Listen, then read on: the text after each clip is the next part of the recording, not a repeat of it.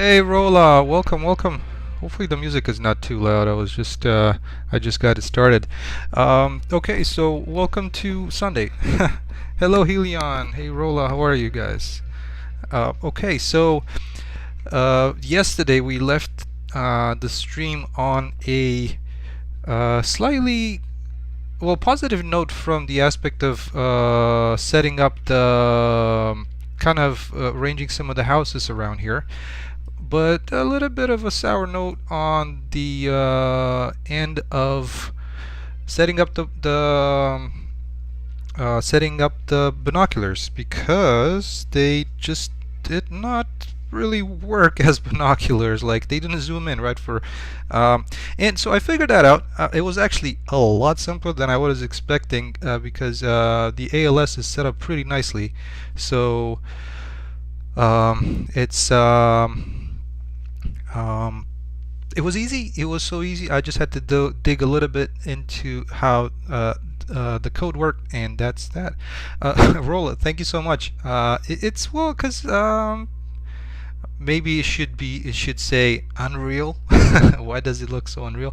Yeah, well, um, it's a fun process to make it look like this. I do enjoy it. You know, so, and Lumen helps a lot. A lot of the assets are also really good looking. The textures from Megascan, some of the meshes, and kind of adding the decals. This is something that I wanted to share with you as well, because it was a little at first. How am I gonna do this? Because it's always tough. And I'm not, this is not perfect. I mean, I'm still kind of thinking how I can improve it. But as far as where this is at the moment, I'm pretty satisfied with it. There's still a little bit of an issues here that I need to fix here and there, but Unreal 6 would be more real than life. Yeah, we'll see when that comes out. They still have to work out the kinks of Unreal Engine 5. So it's hopefully that's what I'm hoping for. They're gonna do right by Unreal Engine 5, and whenever 6 is to be worked on, perfect. Okay. Well, so following up on yesterday, what I wanted to show, let's take a quick look at the main character, because that's the one that when we were doing the the binoculars, since you're controlling the main character, I was trying to set it up there, right? So it was actually just as easy as just setting this value. The ALS has these as kind of a class settings. No, sorry, the class default values. So if you look for FOV, you'll be brought to these two values here. So depending on whether you go in with a third person or first person, this is all you need to set. It's literally this simple. So let's see how that works in game. The player is gonna be spawned right here. So let me add a pair of binoculars. Just he's gonna pick them up from there. Sorola, did you use Quixel Bridge for your road and houses, or the Unreal Marketplace on the Epic Games Launcher? So for the houses, they're actually from a package on the marketplace, and then everything else is a combination of kind of decals that I had. Like for example, this is not. I just had a manhole decal from a package that I've had from way back when. It's kind of bright, shiny, but I just wanted to have something placed here to kind of be a little bit of a break in the center. And yeah, all the other textures are from Megascans, and I do use the Quixel Bridge through the engine to bring these stuff directly in. But yeah, the houses, they are from let me see. There's a package on the marketplace. There's actually quite a few packages with these houses on the marketplace. Some of them are, more of a, kind of lower to mid income level type of an area. Some of them are more ritzy, kind of like a little bit bigger houses, better looking. But the one that I'm using, if you're interested, it is called, let's see, modular houses. So I do have a couple of packages from the Unreal Marketplace. So let me take a quick peek at that, and I'll share it with you guys if you're interested in kind of what I use. And let me see if I can find them. Modular houses. Okay, so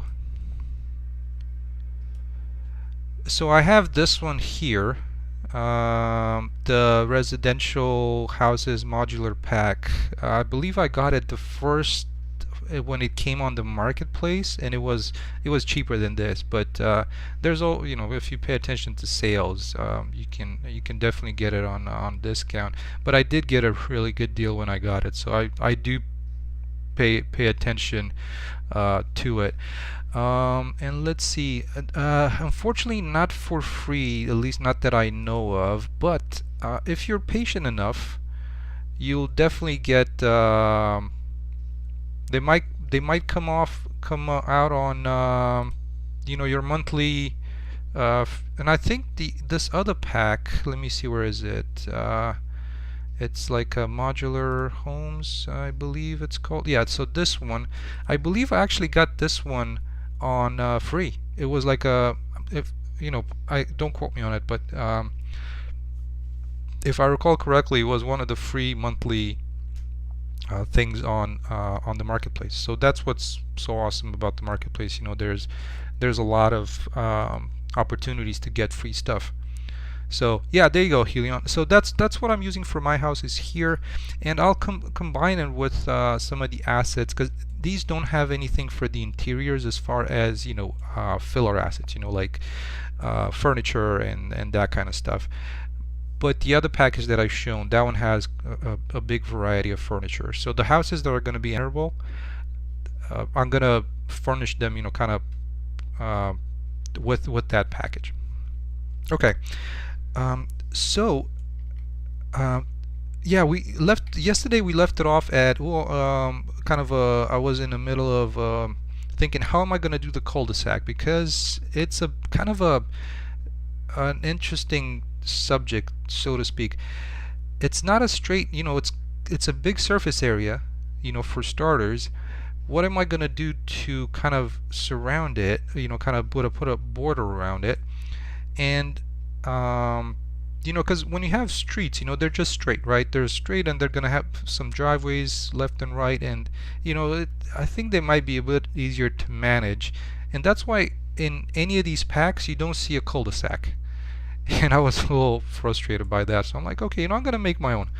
And the way I have this done, I'm gonna do a quick breakdown of this, and then we'll create another cul-de-sac in another area of the town, and we'll kind of make that from scratch. At least that's the plan for today. But before I get into that, let's not forget about the little binoculars. So let me show you how it works. And now when you jump into game mode, actually I'm hoping that I've selected the right start point. Maybe I haven't. Oh, I'm not in the right place, my bad. 1 second.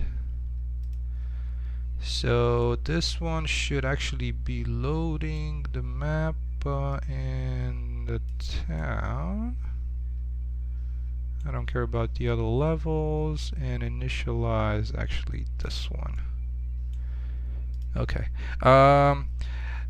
Hey Rolla, so you're asking which did you start with when making games, Unreal or Unity? I started with Unity, then moved to Unreal. Well, so I've actually started with CryEngine. Yeah. And then I moved to Unreal about, actually it's getting close on making it to 4 years. It's actually, I think it was on 2018, or Yeah, 5 years. 2018, like sometime in March, I think, March or June. But yeah, I started with CryEngine and then moved to Unreal. It was just getting a little bit too frustrating for me, and I decided to make the switch, and I'm really happy with that. So hey Gitish, how are you? I'm doing well. Well, so here it is. Let's pick something up. Let's pick up the binoculars here, if I can. I thought I would be able to pick it up, but why isn't that? Why can't I pick them up? What's going on? There's something weird with the collisions. Yeah, so I did figure out what was going on with the field of view. It was so simple because because I'm not entirely sure why the thing is not. Why can't I pick them up? Yeah, it could be the hitbox, but you know, we were playing with this last night and everything worked fine. You know, so, and I have it placed in the right level, so it's not an issue with that. So let me kind of show you first, Gitish. This is what I did with ALS. It's only a matter of setting the value to this variable, this first-person field of view, and that was it. But let me actually skip over the you know, this section here. So I'm gonna quickly hack at it for a little bit. You know, kind of like you already have it in the inventory. So let's take the look at this. And by the way, let me know if the music is too loud. You know, I kind of like it to have it in the background, but if it is, let me know. Okay, so there it is.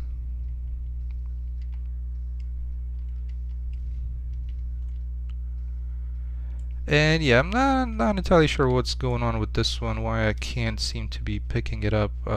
I'll need to take a look at that, because it worked fine in my other test level. So, oh, there's no background music. Okay, well that's good. I'm kind of just listening to music at the same time, and it's you know, probably my mic is not picking it up, so that's why. Like if I turn up the desktop audio, not sure if you're gonna be able to hear any of it.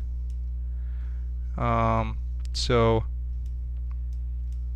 hopefully that does it. It's kind of a I'm into this synth wave type of music recently. You know, retro wave. It's kind of really chill type of music. Okay.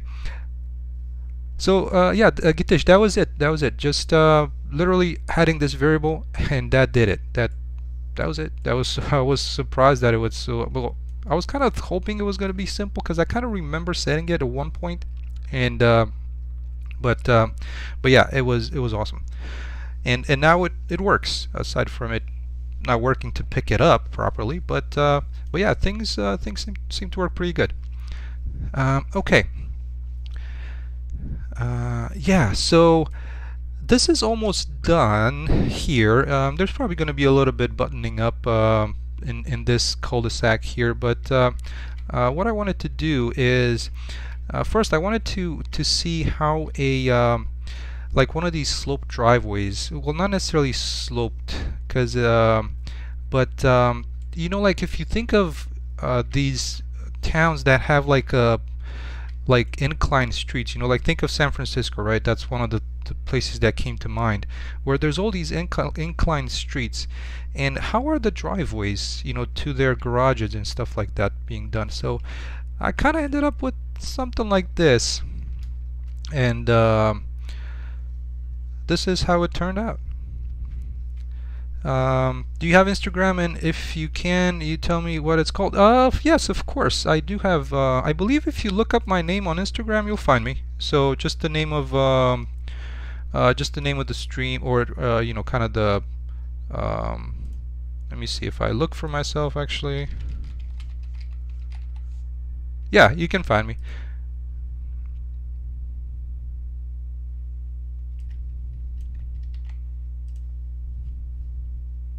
Yeah, this is it. So if you just look up that name on Instagram, you'll be able to find me. Gitish, how did you get the camera manager to change the field of view?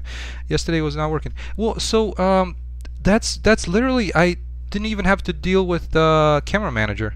I this is truly it.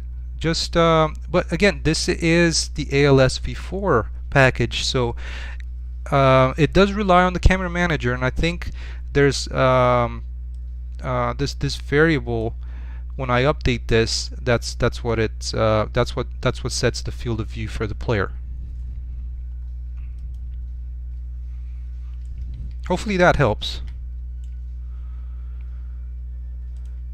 Okay, yeah, so what I did is I've created these little decals here that would kind of signify a little bit of a road, so they can blend in a little bit better together, like so. And so that's a little bit of a driveway. And having it with decals is, you know, the terrain is not perfectly straight, so having a decal, it also helps a lot with you know, on this uneven kind of surface. And the other thing that I was using here is these splines. You know, splines are magical, and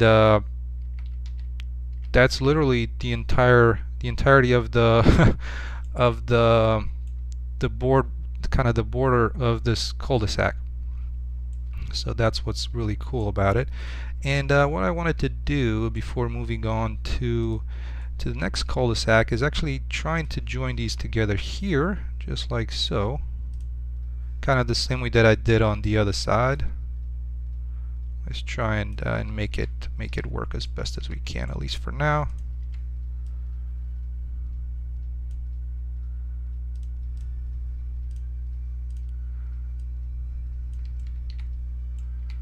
There we go. So that kind of closed it up. Pretty all right. And the other thing, so along with the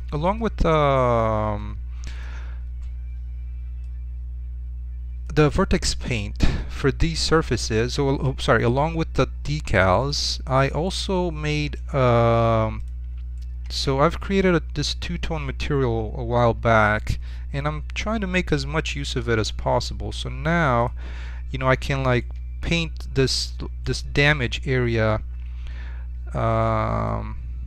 here, you know, kind of like this. So just kind of breaking up the seams and adding a little bit of variety to this surface, because it's a pretty luckily it's a pretty I think it's a 2x2 meter scan from Quixel, but it's still, I think it's being helped by having some of this vortex paint. And of course, you know, spend a little bit of time choosing the textures. Rolla, let me see. Maybe let me see if I can send you a link to it. Maybe that would work a little bit better. Let me see. Home. Home. Where is it? Oh, there we go. So let's let me know if this works here. Maybe that should be a little bit easier to use, I'm hoping. Okay, and as I was saying, the other thing that I continued to use is, once I had the outline in place, I kind of duplicated the spline and started adding these kind of dirt along the edges. And this is kind of the first texture that I found. Also added some of these tire tracks. So if I hide this, as you can see, there's kind of the tire tracks get removed. And the other one that I was mentioning is let's see, this one here. So this one adds this little edge wear or edge damage along the side of the street, and I think that helps quite a bit as well, without it and with it. So that's also something that I use. And now that I'm here, I'm actually looking at this, and I think it might benefit if I can bring it all the way to this decal. Decals are awesome to use to kind of break up the um, you know, kind of whenever these join together, just having these decals around, they help you know, tremendously. So having it like that is a huge help. Yeah, Arola, that's it. That's my idea on Instagram.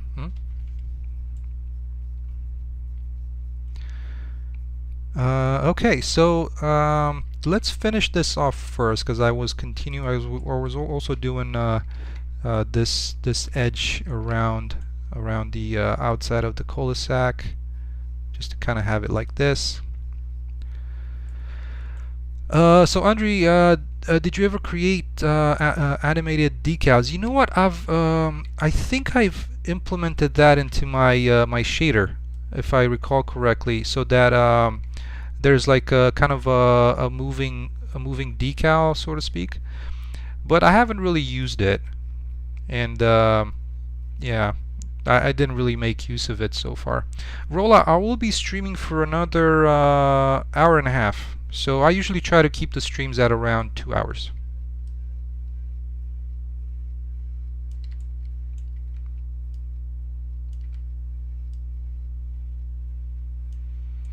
Yeah, so see, this is what I'm saying. It with having these really helps with, you know, kind of breaking up the edge.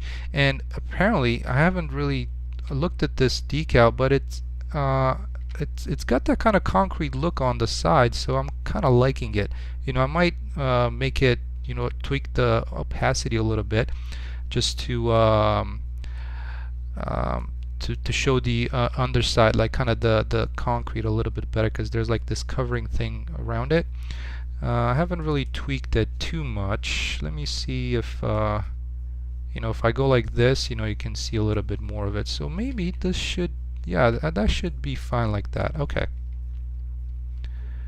So let's add another point just to end it here at the edge of the street. And of course, this spline I can start taking it and kind of looping it around the entire town. But I think for now, I'll just keep it to this cul-de-sac, and then if I want to do it, I'll just do some separate ones. There we go, just like that.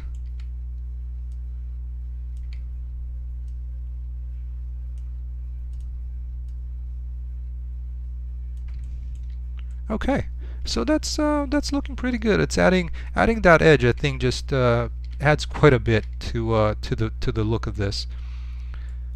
Yeah. Okay. So with this cul-de-sac kind of in a place where I'm happy with it, let's create a new one, and I'll show you kind of what I did for this. You know, starting a little bit from scratch, so to speak. Now let's pick up an area of the town that I want to set this up in, and I'm thinking I'm probably going to do one down here, because it's also like an elevated spot, and I could follow what I have going on here on this area. So let's do some more world civil engineering, you know, things. Okay. First, what I want to do is, if you recall from yesterday's stream, is I like to start with the town, you know, kind of placing the houses first, and then sculpting the terrain, because to me, I feel it's a little bit easier that way. So I'm probably gonna try and do this one a little bit higher up the hill. So let's at least try and get the street done first. And in order to do that, I will be using, let's actually hide the vegetation first. So what I'm saying is, I'm gonna do kind of the same thing that I have for these houses, but somewhere up top here. And so what I'm gonna try and do is, I'm gonna try and use the terrain tools to add a spline, because I can use the spline to sculpt it. So I'm probably going to start it here and kind of bring this up, Ah, bonjour, Tridai. Bienvenue. Welcome, welcome. So I'm gonna start it and going up to about, let's see, how far do I want to keep it from that place? I'm thinking about here. I think this should be a good height. Yes, yes. So I'm continuing the village from yesterday, and just adding a little bit more, and I'm showing how I'm gonna create another one of these cul-de-sacs at oh, perfect. Hopefully you enjoyed it. But the one thing that I didn't show last night, because it was getting towards the end of the stream, I and you know, there was some trial and error to figure out a way on how to do this cul-de-sac with the items that I have. And again, these are all mega scans. Maybe some of the decals might not be, but you can create all of this with free assets. And I think maybe some of the tire marks, you can find some decals with tire marks on Megascans. So I think these are just something that I had on hand. And yeah, I didn't want to, since I've been using them elsewhere, I didn't want to have, 5 different tire marks. So yeah, so we'll look at how I created this here, and adding some decals, and we'll try and actually just reproduce this thing here. We'll reproduce it at this other location in the town. So I'm trying to look at the elevation, and this is what I meant when I wanted to have different elevations for the town. There's like this plane here, kind of lower than this one here, then this main street here, and then another one that's a little bit lower down there. Kind of follows the terrain, and I think it gives you some variety, and it might also open some in my mind. I was thinking of some stealth opportunities for the player as well. Yeah, so now that let's see how this one is. I'm trying to see what's the best kind of sculpting for this terrain. So it's also not a too much of an elevated pitch for the road, and I think that should be okay-ish. Let me see if I just bring these down a little bit. It's kind of a steep incline, so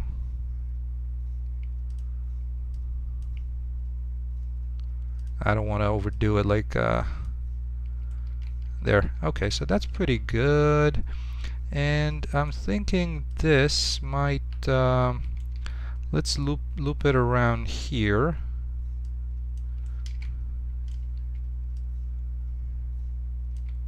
Just like that.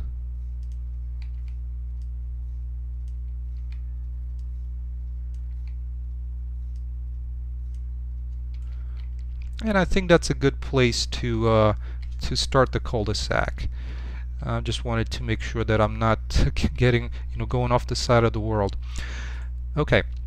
Now, I am not making use of the, even though I could. Let's see how that works.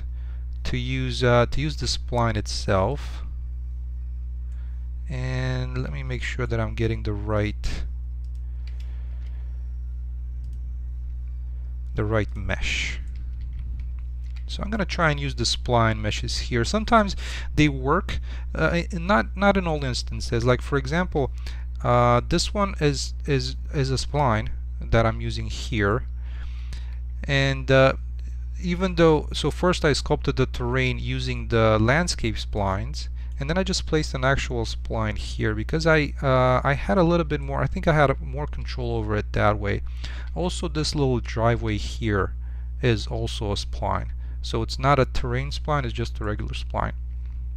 Okay, so let's take a look. I have found the proper mesh, and I'm going to go back into, not there, but Shift 2, and select these splines here. We'll see how these look, because the issue with it is, since this one sculpts the terrain, it doesn't do it quite perfectly. Like there's still this bit of terrain that kind of sticks out through the spline, and that's why I'm this part here. So it's it works great, I think, on a to sculpt the terrain, but not necessarily like even if I move it around, but not necessarily to to use it for the landscape. So right now this one looks pretty good. Let's see how it might look with the mesh as well. See, like this section here is exactly what's kind of like a little bit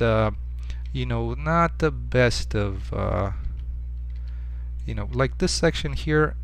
I'm not sure exactly how I can get it so that it's you know, it sculpts it a little bit like it should. You know, like this area here, it's yeah, I'm not sure what's going on there. I'm gonna make this a little bit 500 maybe, just to not sculpt it. Make the sculpt a little smaller. Oh, 3 die. So the handle, I'm not sure if it's because of the handle. It might be just due to how the landscape splines work. You know, it's like I said, it's good for sculpting the terrain, but to use it, you know, I don't think it's. So if I was to select the control points here, you know, it's, yeah, it does sculpt the terrain. You know, and right here it looks perfect, this area. But down here, I am not entirely sure why this one is not, why this section here is looking so bad. So I'm probably going to end up also using a regular spline. But now that this one is sculpted, let's actually, I'm going to try and drag this up a little bit. A little further down here. Yeah, see, it is sculpting it, but it's just not quite there, you know, especially on this portion here. And with the spline, I can sculpt the terrain around it. The only thing is that I want to remove these once I have the let's see, did the sculpt not take?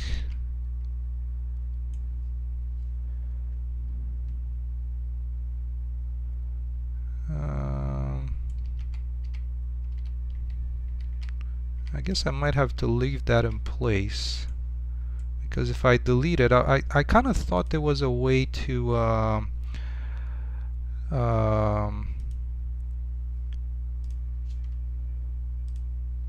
once you sculpt it, to delete it, you know, like that, you know, because I don't want to keep it there, but apparently not so much. So let's jump in, and now that the terrain is sculpted, I'm gonna add this spline mesh to it, and yeah, and I'm gonna reuse this one just because it's already kind of stretched out, so I might as well.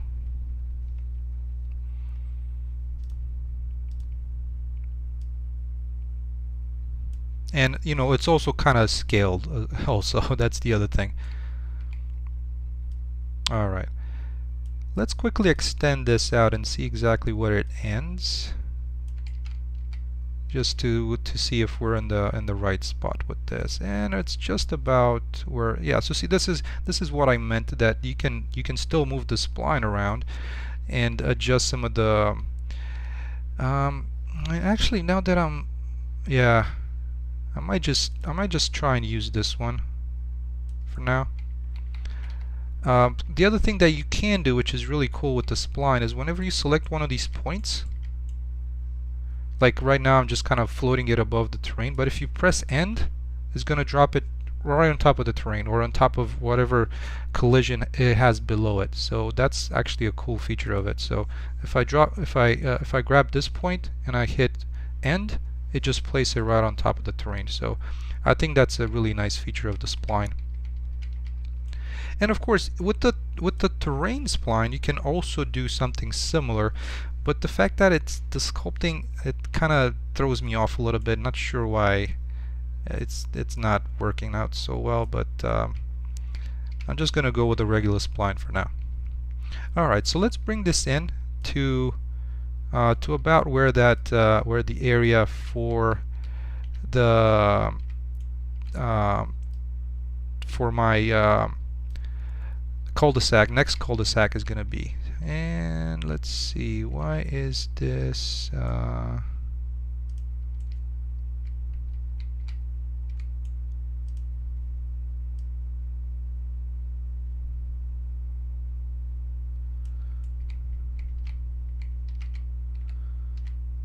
that's a little bit of a bummer there. I'm not sure what's happening with this, so I can't really twist these points. Well, let's see, I'm gonna try and match the terrain as best as I can.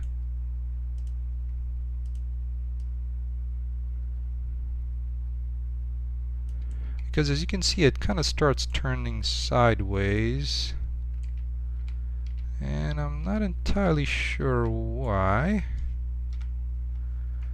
That's kind of odd.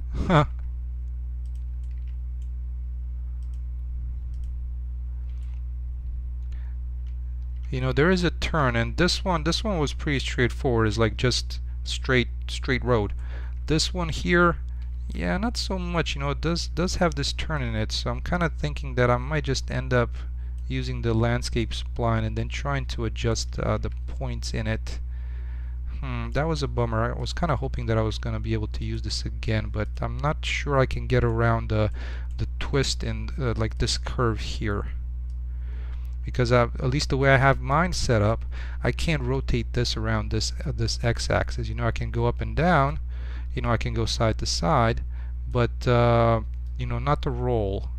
So I might just have to bite the bullet on this and go with the landscape spline. So let's try and do that. I'm gonna select these points here because the landscape spline also works pretty good, and I think in this condition it might be the only option at this point. So let's see how this looks. And so I'm going to select the segments and add a spline mesh, and this is going to be the road. So there it is. Let's see if I can select this point here and try and place it. Now the cool thing about this is, and I'm just seeing this now, is that if you select all the segments, and actually you need the control points. So if you select all the control points, you can set the sculpt to be a little bit smaller. So just like that. You know, so that thing that might help with it a little bit as well. Yeah, so if you do this to 1,000, you know, you can see that it kind of stretches out, and it sculpts a much wider road in this case. And the other thing is, with each one of these points, there's an option here to do the mesh vertical offset. So I think I'm going to be using that, especially in this kind of this bugaboo area here, and try using it. And also the other thing that you can do on each individual point, you can do the side fall off, for example, and see, it just brings things a little bit closer. So for example, I didn't want this to be sculpted so much, or like to influence the terrain this much, so I just adjust the side fall off. If I set this to 2,000, for example, you know, it spreads out even further. But yeah, let's set it back to 1,000, and here it is. Okay, and the other thing that I wanted to do is, this is a really wide street at this point, so I'm gonna try and, selecting the segments, adjust the mesh. So the mesh, let's try and put it at half of that, and there we go. I'm trying to put the scale for all these items at the same scale, the same size, even though it seems to only affect the width for whatever reason. But yeah.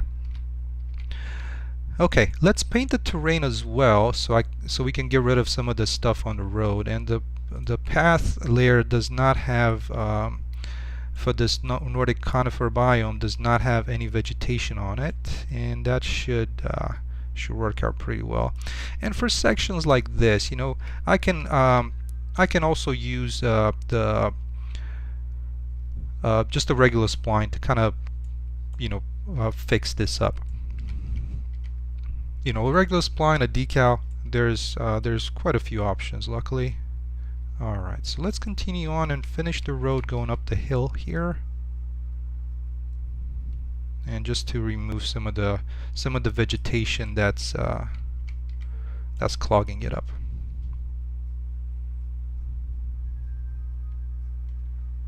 Alright, almost there, I think.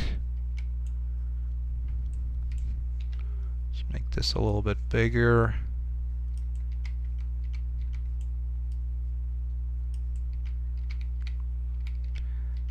And it looks like down here it didn't really sculpt the terrain so well, but that's all right as well, because this is where the cul-de-sac is going to start, and I'm not too worried about that. All right, but yeah, so as you can see, these sections here, they can be easily addressed, and even with the landscape spline, you can select one of these points and do a mesh vertical offset, and just kind of try and adjust it so it's moved up above the surface. The one thing to check for, it's not too much an offend, it doesn't offend too much, but there is a gap underneath there, so the player is not going to be able to see that, but just so you're aware of what's happening. I don't know of a way, unfortunately, to make this more exact so that it hugs the terrain a little bit better, but these can always be, you know, kind of hidden with, you know, vegetation and stuff like that, so it's an easy thing, it's an easy fix. Alright, so and the same thing maybe here. This one's not is not so offensive, you know, it's not too much off of it, so there it is. Okay, so that works better. I think this one here is probably going to be a little too high, so I might just address this with a landscape spline, or maybe even a decal. So let's try adding a decal to this. Because I'm done sculpting the terrain, we'll just start building up the cul-de-sac. So first I wanted to bring in a one of these decals that I've made.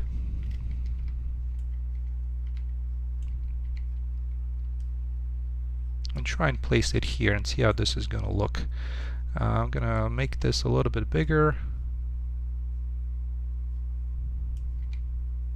There we go. You know, kind of just a road patch, you know, something that might have gotten repaired or something like that. You know, it's always good to have some variety.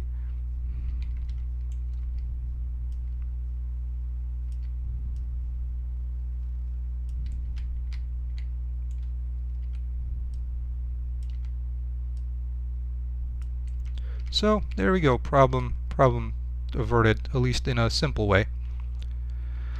Alright, well, so back to the cul-de-sac. The way I have this cul-de-sac here set up is through I have this mesh, which is this which I'm using whenever I do vertex paint, and it's this I've created this subdivided cube. Basically, it's literally just a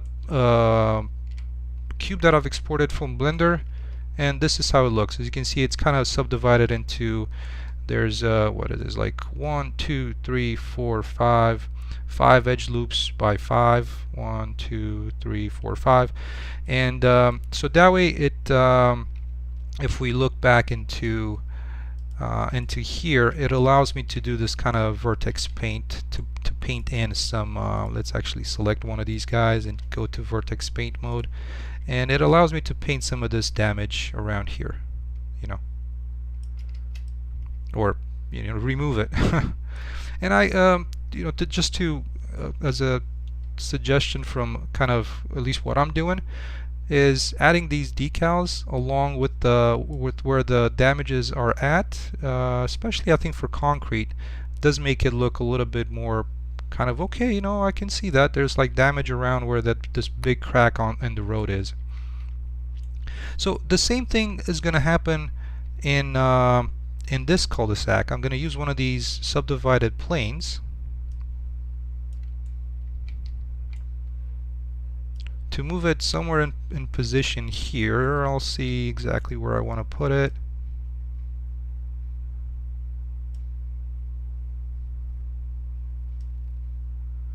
let's start from there, I would think. And let's just arrange it first to line up with the road. And I'm gonna be deleting, just removing all the vertex paint information, so that way it's gonna be a little bit easier to kind of just really do it from scratch. And so at the end of the road, this is where the cul-de-sac is gonna begin. So let's just place it here. And now, using the grid, I'm going to try and keep it at 100 because this is set shape.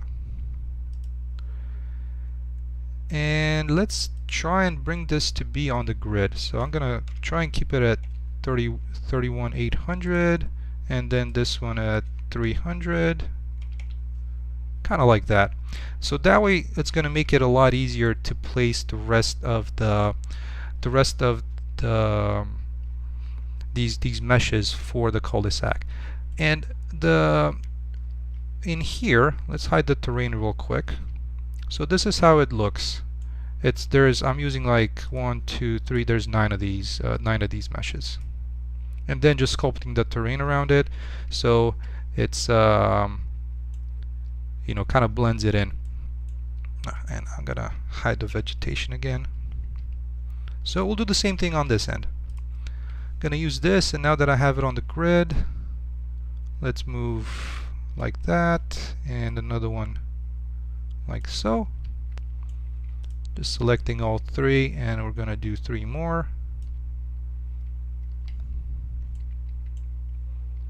And hopefully, let's try and do it like this. So there we go. And now let's sculpt the terrain around it, and I always enjoy doing this because it's a lot of fun. And flatten, and I'm gonna go to about here. At least this is just gonna be kind of the initial flattening, and after that, once we get the curves in, I'm gonna kind of sculpt around the curves basically. So let's make this a little bit bigger and sculpt away. I guess it could have been a little bit lower, but we can always raise the terrain up, or raise this street. So I'm going to sculpt a little bit more of this just so that the houses can fit in as well.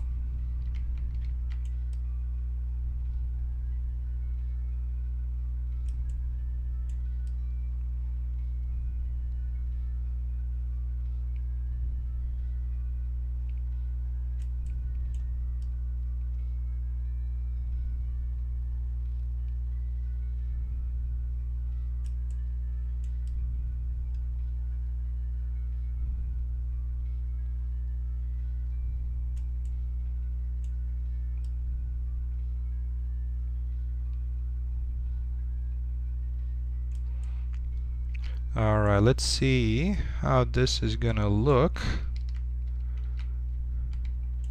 I should have sculpted it a little bit lower because now I'm having a hard time kind of selecting these cubes. So I'm just gonna go under the terrain to grab a hold of these.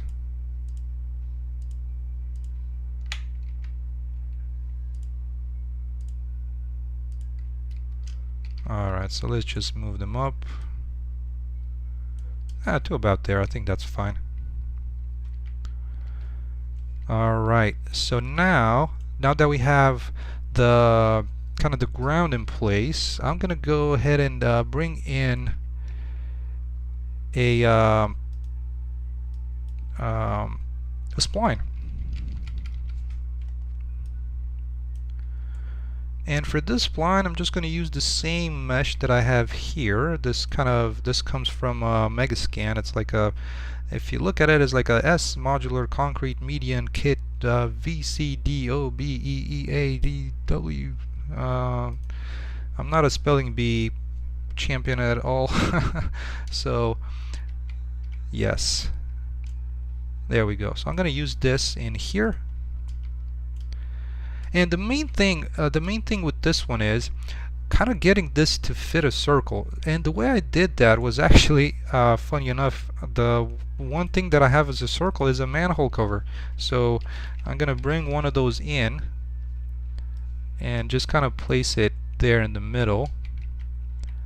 And now let's scale this up, and I'm gonna try and use the reference, because I was trying to go with the scaling for this. I did spend a little bit of time, and I wanted to make sure that I'm getting the same scale with this cul-de-sac, because at first it was kind of a little bit too big and the cars seemed really small. I mean, looking at it, it still seems a little bit, but it's way better than before.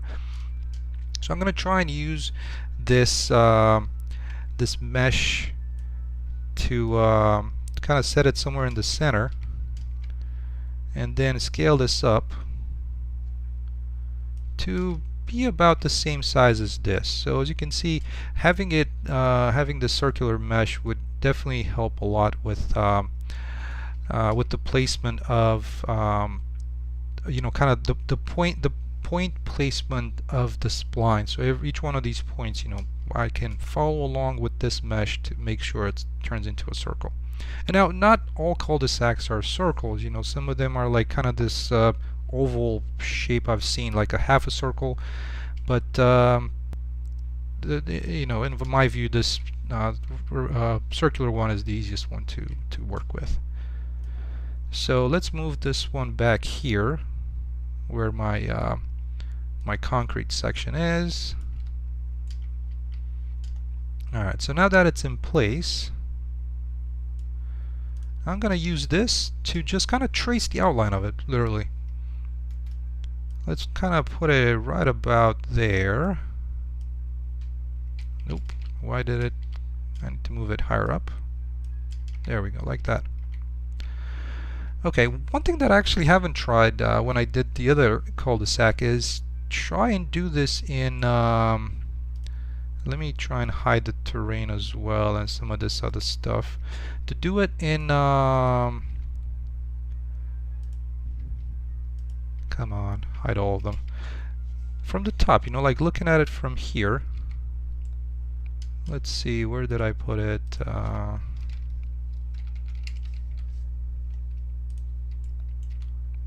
Right there. So I haven't tried doing it in this fashion.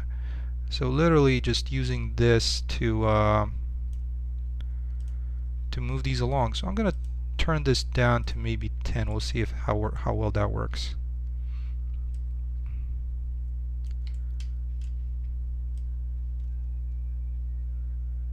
Oh, actually that doesn't work too bad at all. Because the main thing is, kind of getting the shape right and the twisting in these points right. So let's put another one in.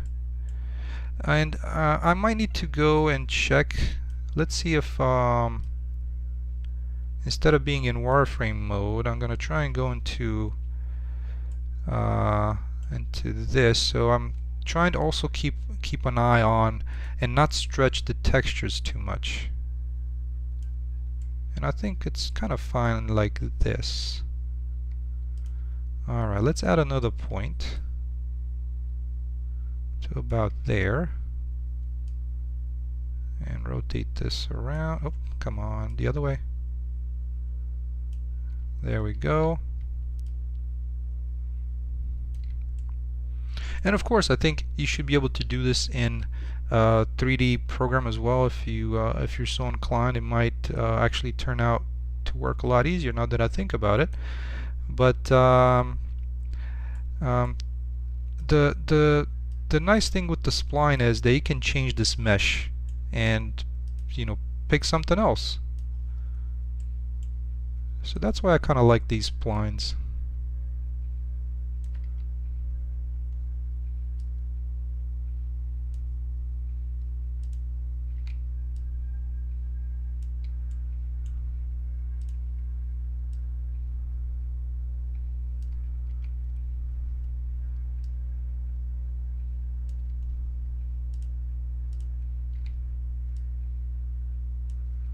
There we go, just like that.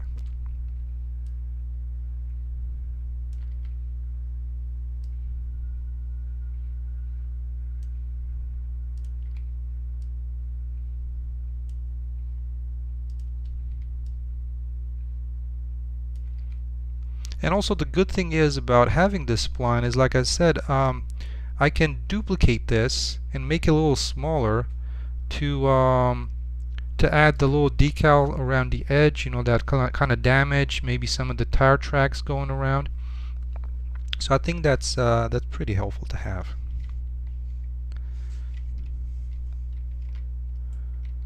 Alright, so it seems to be in place, looking pretty round. That's good.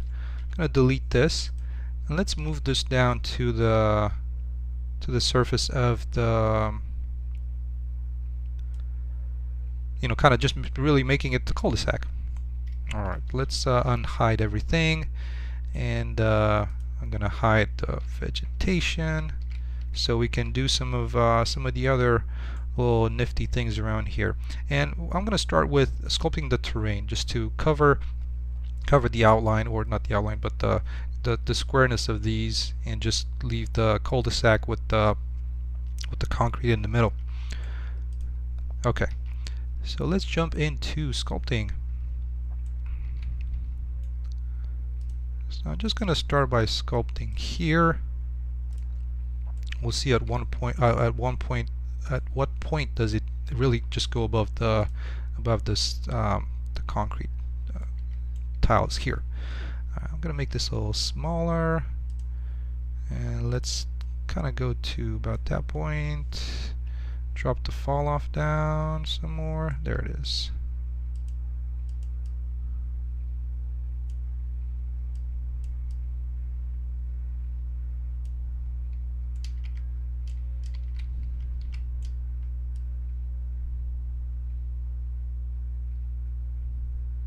And this particular cul-de-sac is not going to have, you know, kind of the sidewalk going up to it, so it's going to be a little simpler to just create these ends here. Also using the Megascan textures, or the meshes.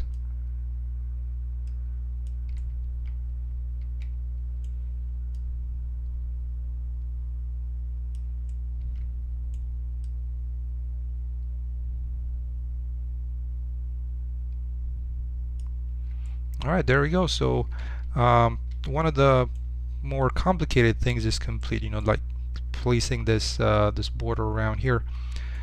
And let's also do this here, kind of sculpt it out a little bit, and we'll try and hopefully adjust it based on the landscape spline.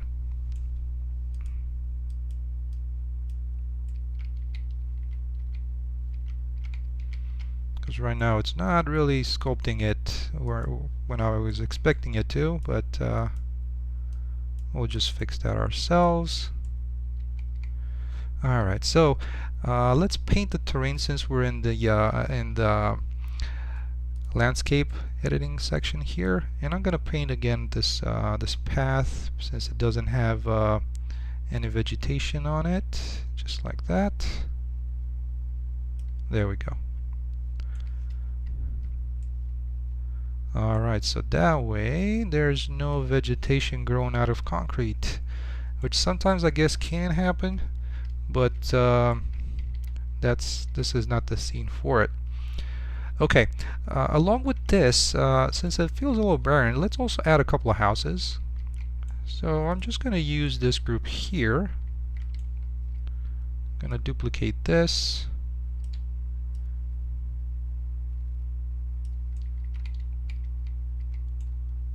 Let's just place it maybe on this side of the street.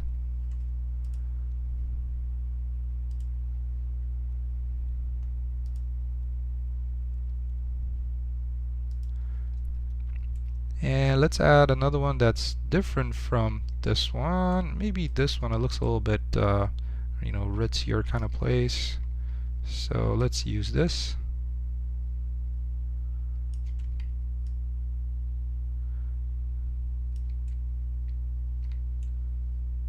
Maybe set it back a little bit, just have it have a driveway, since it's kind of a little bit of a bigger house. So just like we did here, you know, to have a little bit of driveway going to the house. Alright, and we'll do one more on this corner here. Let's try and find one. Let's see, what would be a nice one to use? I kind of like this one. I definitely like this this kind of a setup, but alright, these are two linked together. Let's see, do we have a copy of it? Yeah, this one is pretty nice, so I'll use this.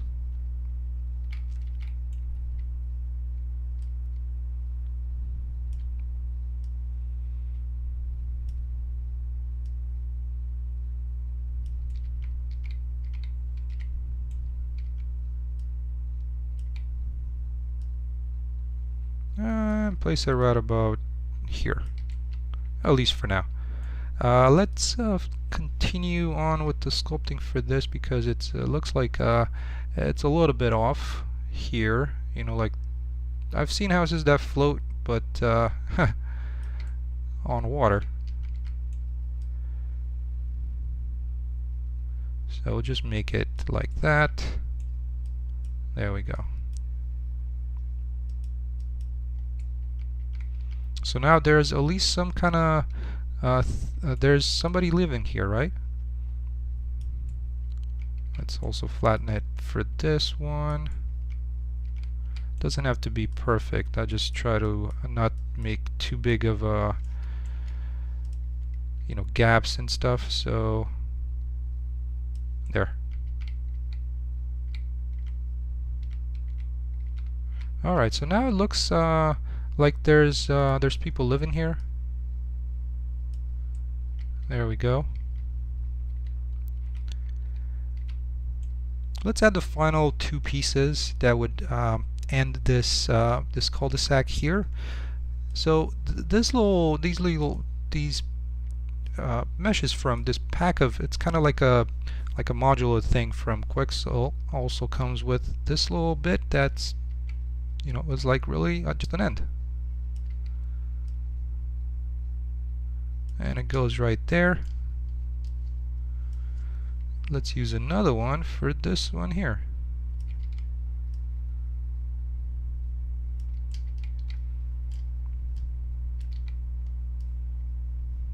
And that's about right. You know, they're not going to be completely perfect, but should be fine there. Okay, now that we have the kind of the main, you know, whenever something gets built, you know, like there's the bottom and then there's the sidewalk here.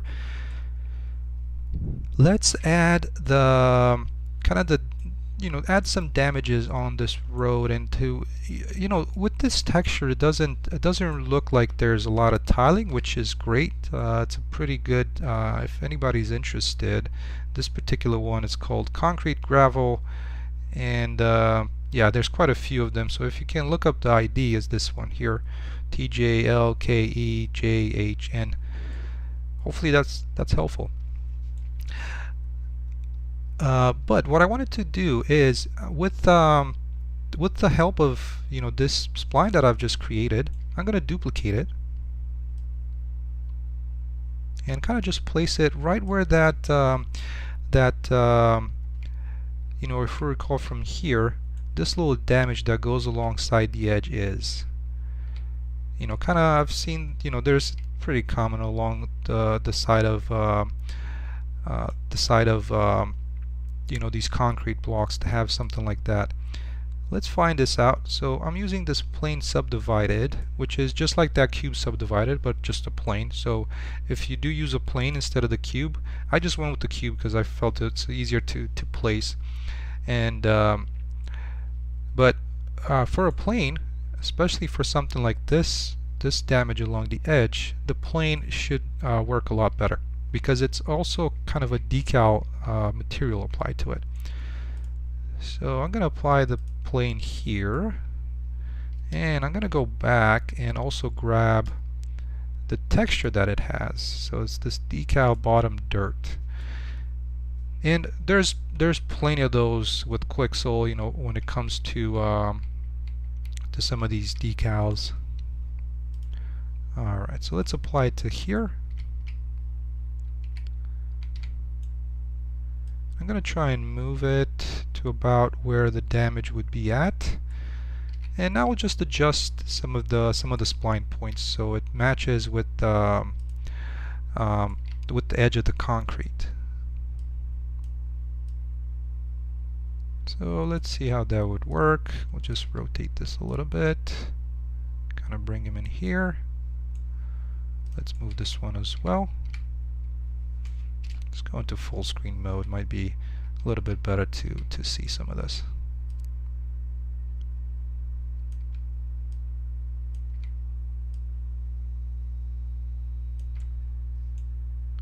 There we go. So let me try first by placing these about where they're supposed to be, and then we can do some final adjustments.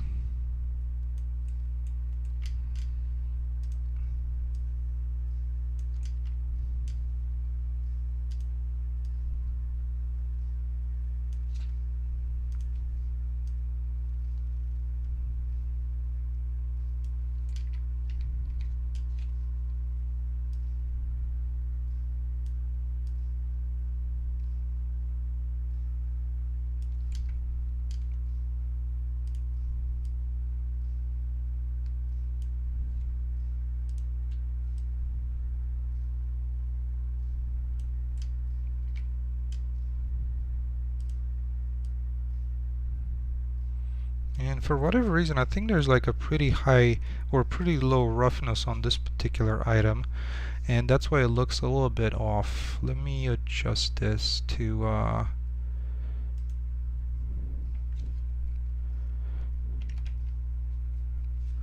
and try and bring the color down as well to make it a little darker, just like so. There it goes.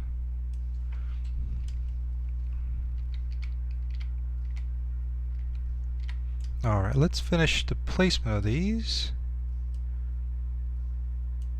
There it goes with that one.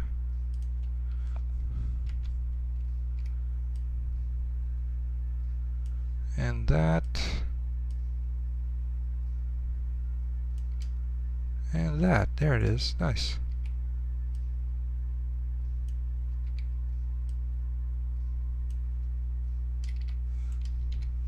Okay, so just like that, you know, this added quite a bit to that edge. Now, selecting these points or these cubes, I'm going to try and do some vertex paint, and I'm going to have to press T to not select transparent, so I can grab all of these. Alright, and Shift 4. Let's do a little bit of painting.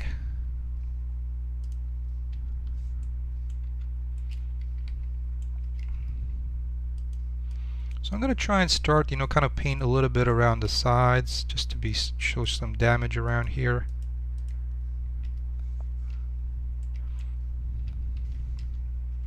I think there's a bug with the engine that the size, you can't scale the size with the square bracket keys like you can with the other brushes. Not sure if anybody at Epic thinks that's a bug or what, but I think it is.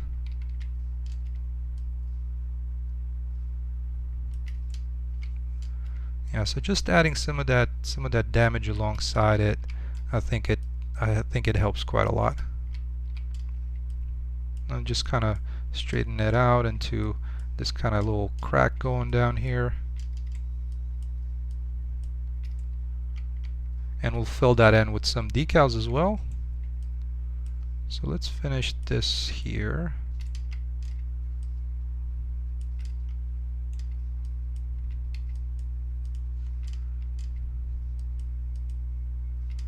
There we go.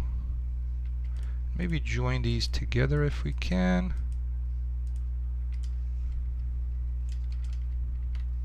Alright, there we go. So, with that said, I've got some of the painting in place.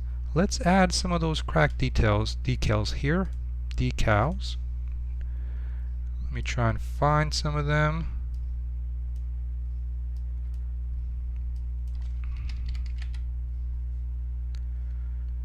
And and I want them to be a material instance. Alright, so here's the one that I mostly use is this little texture here. I'll try and make it a little bit bigger and kind of have it start from this end.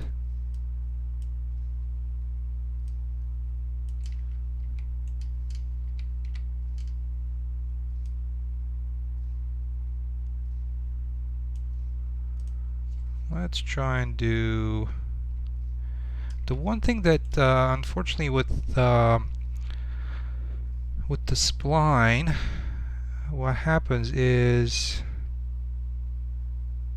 let's try and edit this, because as you can see I don't want it to have decals applied to it, and especially like it is here with this crack.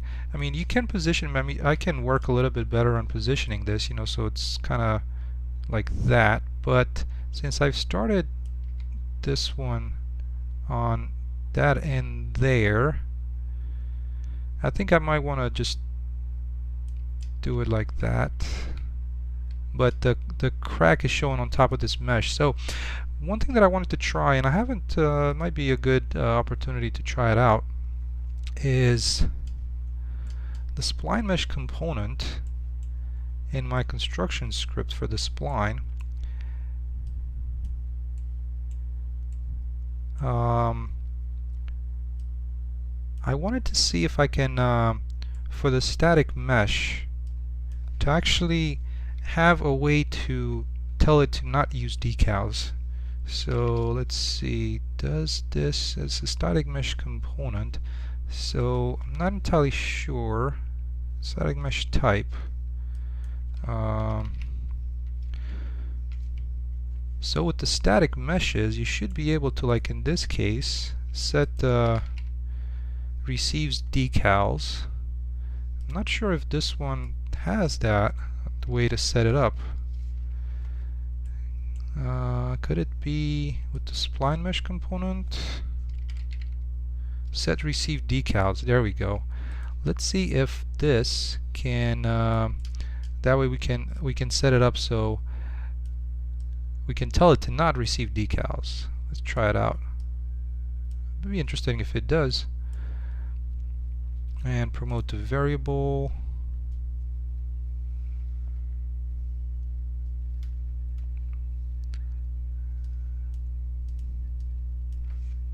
So receive decals. Let's set it to instance editable and compile this.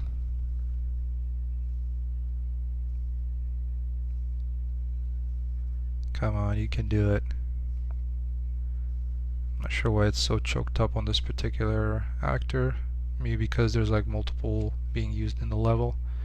Alright, so by default it's going to be set to false.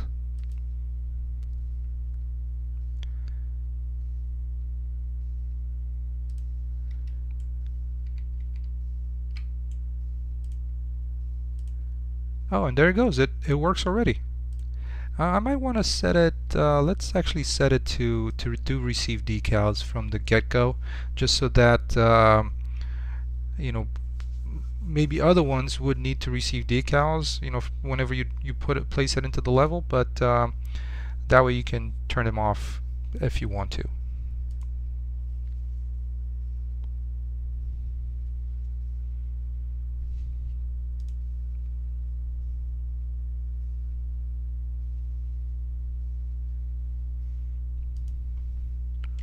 Alright, so we have the spline, and if we look for decals, should have receive decals. There it is, nice. Alright, so that way we can place some more of these around the scene without worrying about the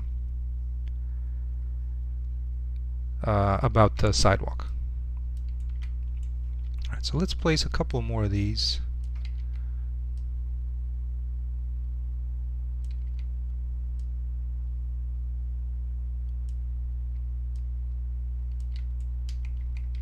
kind of going across the street here to your neighbors.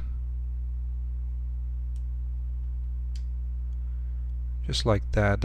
I think that works out pretty good. And I'm gonna look and also place that manhole cover, well, just as a decal.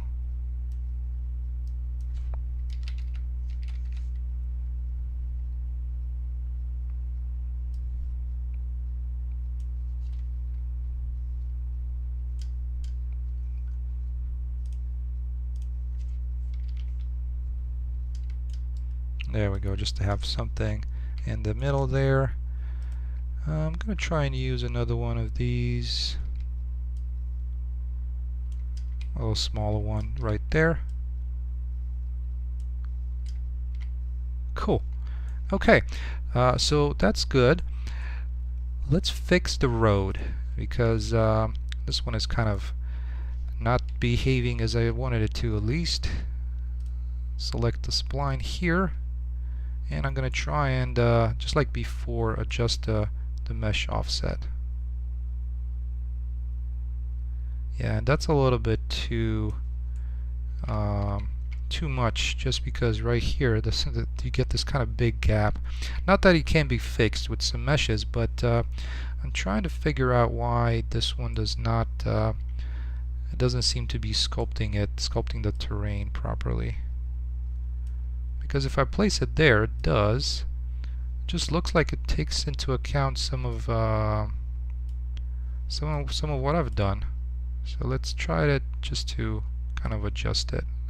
There we go. I think that works.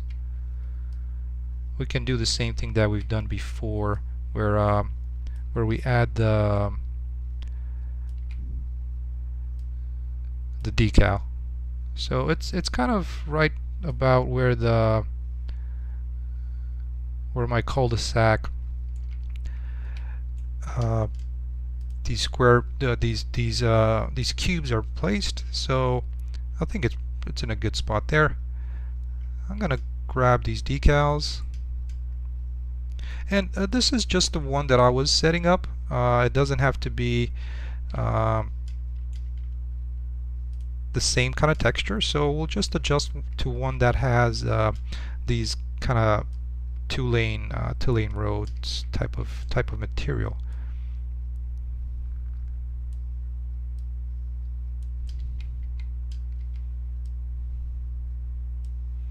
Alright, so I'm gonna go in here, and the way I have these set up, there's like just the road materials, and some of those I've actually turned to be decals. So that way I have this one here, which is a decal, so I'm going to duplicate this, and this is going to be road 4 because the material with the 4 has a has the separating lines. So let's try and update this one. That instead of, and I don't want it to blend with the environment, I don't care about that. That instead of this texture here, it actually has this one here. So there's the lines and also the alpha. So the alpha I'm using is just the alpha from a patch. That way, especially when it comes to these decals, it can be like that. So you know, there's no straight line ending this one here like it would be for a road. Let's apply that material to this one and see how it turns out. There we go. I think that looks pretty good. And I also want to apply the same normal. This one has kind of the rougher surface normal. So let me apply this one there. There, that's much better. I'm gonna darken the color a little bit. See what would work better with this one.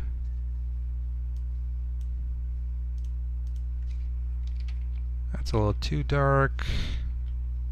I think that's kind of on the money right there. Perfect. Alright, so now I can just sculpt the terrain a little bit on this end because it looks like it's kind of a hump there.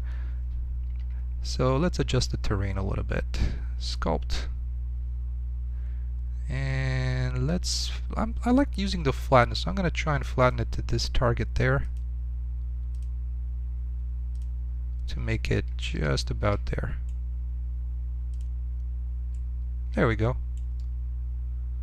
That's pretty good. I'm happy with that. And it blends in with the rest of the road to some extent. I think I can make it a little bit, I can make it a little bit smaller just to align the edges there. There we go.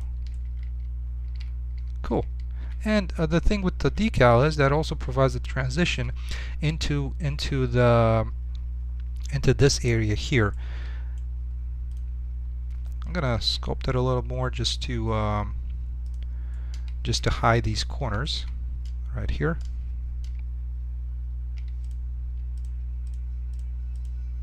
Let's flatten. I think the flatten works a little bit better.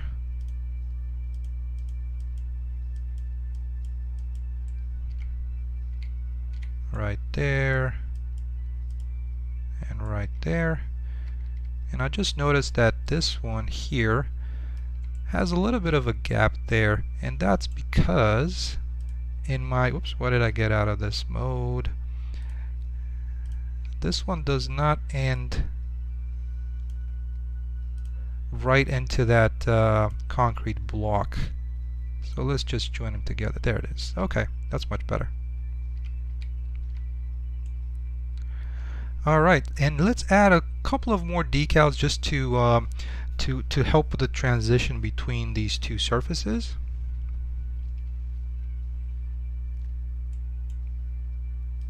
And I'm also going to use like some of these like cracks and kind of just damages for the concrete. Potholes maybe. This could work a little bit as well. You know, just to put it on the side here, for example. And off of that could be like maybe like another crab cut form.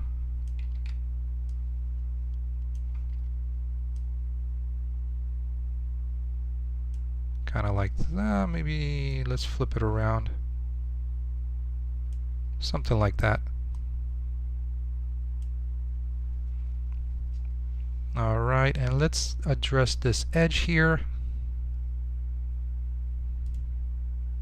See, I know I have a few other damages here, like this one, for example, also from Quixel.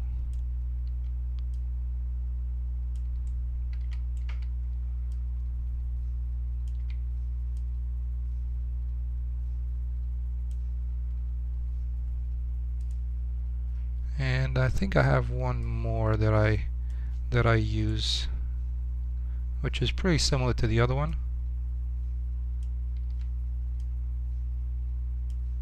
Something like that. And now with the help of some of the vertex paint, I can paint some of the damage at this entrance here. Kind of like that. Just to help it blend a little bit better. And that's kind of okay for a first run at it. I'm pretty happy with the result for that. And the other thing that we were discussing is actually creating a little bit of a driveway going into the garage for this this house here. So the way I have it done it for this cul-de-sac here is just using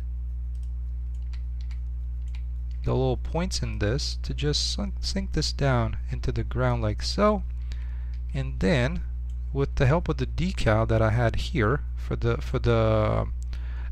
road, let's actually select the right one. I believe it's this one.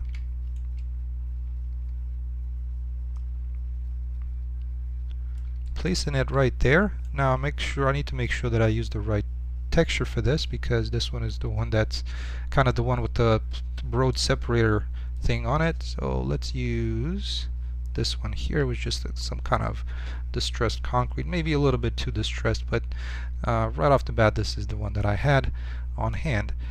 I'm gonna make this back to its original size.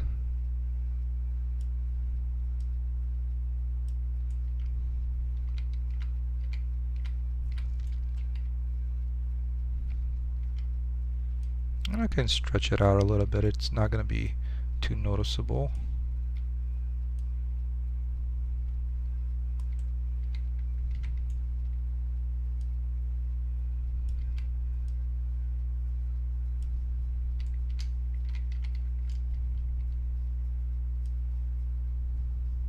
And of course at this point a spline could be used as well, but I'm just going to use this for now. Alright, let's paint the terrain to remove some of the vegetation around it.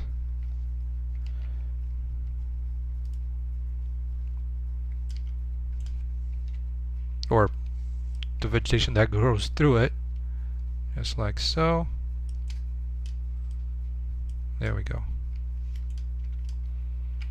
And it looks like, at least it did from that distance, like that the concrete bottom kind of poked through the terrain a little bit, but it's fine.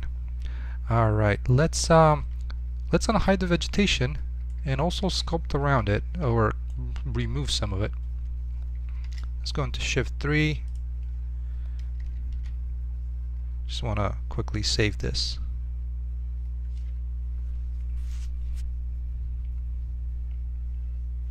Oh, and here's that issue again with trying to make these autosaves. Even though I turn it off, it seems like the settings keep getting reset. Alright, and I'm going to select my vegetation here. Make sure that I have it clicked. And let's remove some of these rocks that seemingly are going into the house.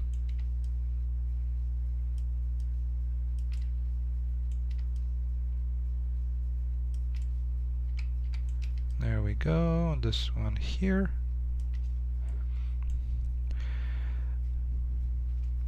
Oh my god, sorry. Hopefully, I just saw like a bunch of messages coming in. Hopefully that weren't like staying there for a while. Hey Chadi, welcome, and thank you so much. I'm happy you like it. And Mokal, welcome.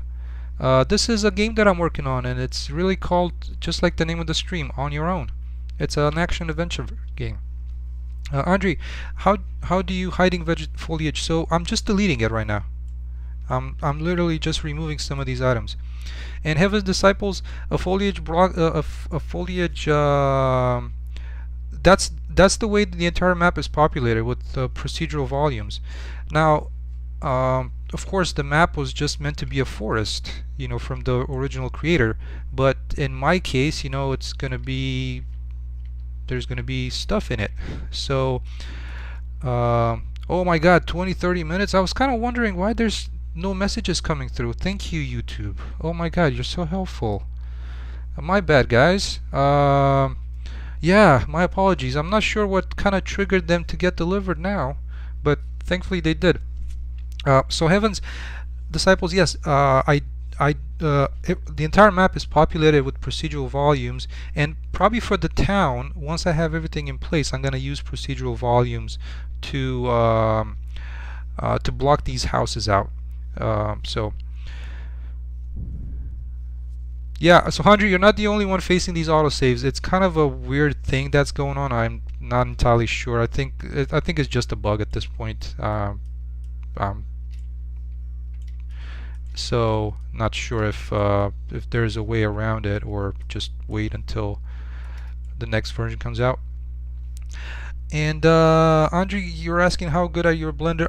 You know, I can make things. I can't sculpt anything that's, well, I can't do organic stuff really well, but when it comes to hard poly, I do okay. You know, I get around.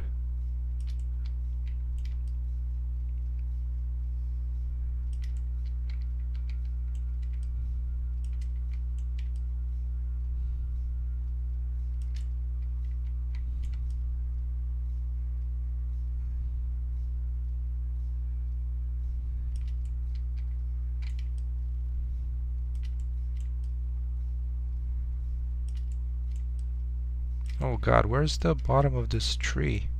Oh, it's down here.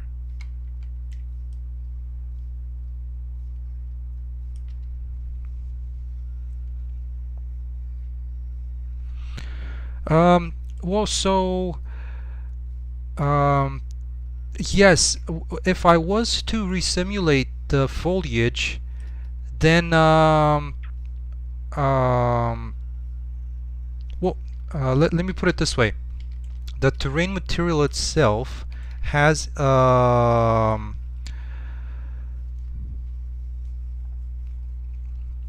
and heavens, that's exactly what I did. I turned off autosave as well with the editor preferences. But there's an issue. I'm not sure why, where from, where the it seems like that setting does not get saved. Like, I'm also having troubles with the tabs opening up, and it's completely random. So I'm not sure if it's something related to how these settings are written to the file system, like to your local machine. But yeah, there's some of these little, like, kind of tiny annoying things that happen with Unreal Engine 5. Hopefully, I'm sure nobody that works at Epic watches streaming with game development and sees these problems, but yeah. But Andre, I was hiding foliage by painting. The terrain material itself has a layer, and it's this particular layer here, which it's kind of this layer here that has no no foliage to it. So there's like a thing where there's like in the terrain material that has grass maps. So like if you were to look at the terrain here, that's how I'm removing some of the generated material, and that is right here. So it's got this landscape grass node, which feeds in a bunch of like layers, and based on what you paint, it's gonna hide or show this vegetation that goes in here. So these ones just have like your typical you know, grass. There's like a grass type, right? So it's a I'm not even sure what to call it, but that's what it's called. So whenever if you create a grass type, you can add a bunch of grass varieties here, and it's also procedural when you place them. But you can paint them with the terrain. So that's how I made them. I made some of those disappear. Hopefully that's what you were asking. All right. Well, so this end of the town is turning into something, and it's working out pretty good.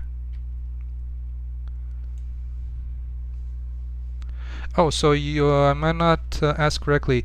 It's like your all foliage disappear by pressing button. Oh, I'm just hiding stuff. You know, so if you press H, like if I was to select my foliage, if I'm in the right, come on. Oh, so if I'm selecting the foliage right now, though, why am I not able to select? There it is. So come on, why am I having such a hard time selecting the foliage? I'm not entirely sure. There we go. Okay, so once I have the foliage selected, I can just press H and I can hide it, and then Control H to unhide it. Control H will unhide everything, so if you also hidden some other things, it will unhide those as well. Okay, yeah, perfect.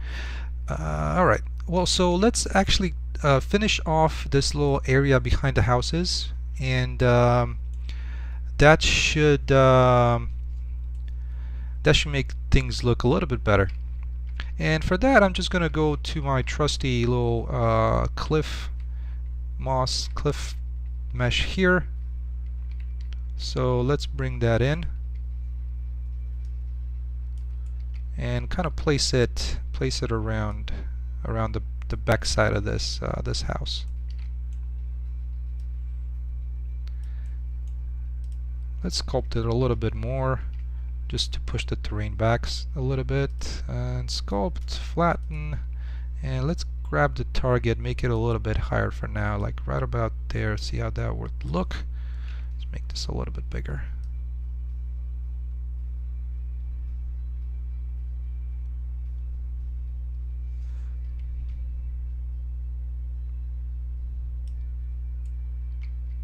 There we go, that's better. Just the foliage is also sitting a little bit better on a surface that's not totally vertical.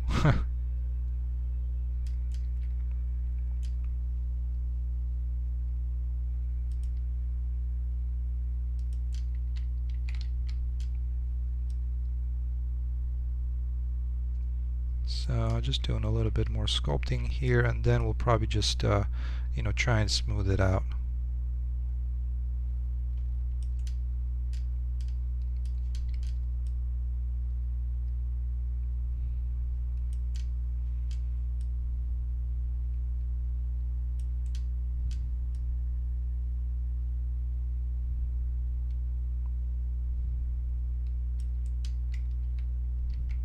Alright, let me hide the vegetation again.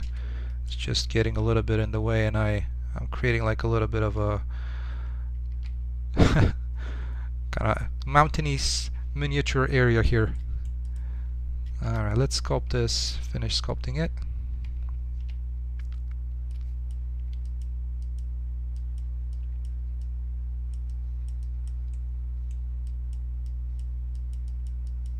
Alright, and on to the smoothing, just to make things kind of clean up all these high points right around there, around here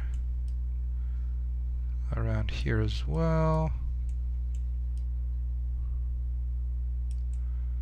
Alright, that should be a lot better now, though I need to push this further back from the house. I mean, there's no backyard.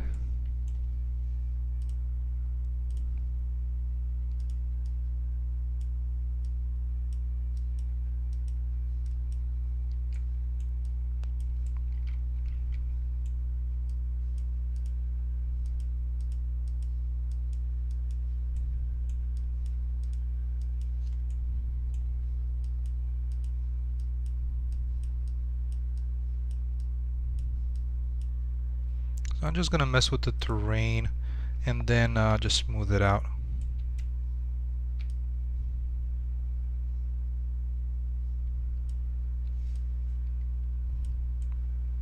There you go, kind of like that. I don't want to have any hard angles where I don't place like a cliff mesh or something vertical. Alright, I think that's better. There we go. Alright, so let's place some of these meshes that would kind of limit the area of the backyard, so to speak.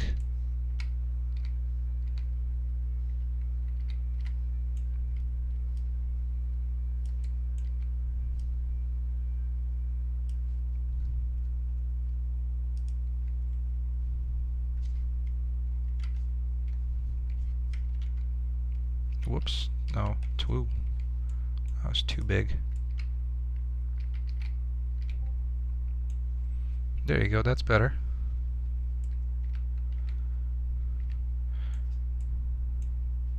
And I'm not sure if anybody else sent any more messages considering that I wasn't getting them for a bunch of minutes.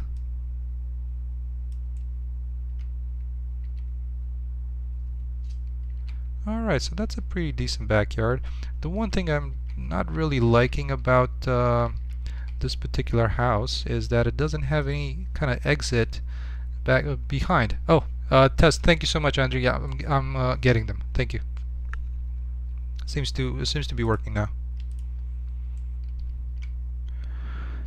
Okay, so let's try and add a back window or a back entrance to this house, and I'm just going to use the same thing that whoa, how did that get through the house? Let's clean this up real quick.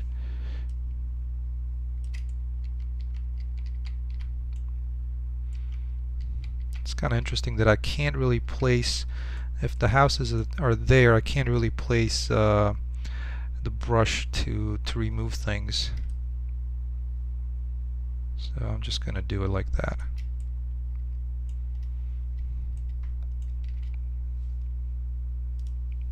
Alright, let's show the level again.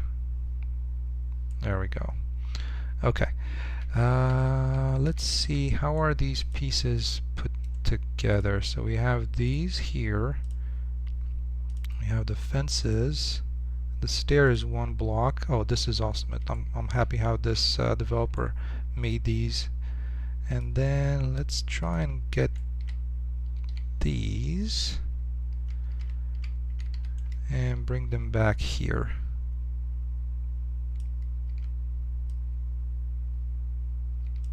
Nope. Let's turn on the grid. There we go.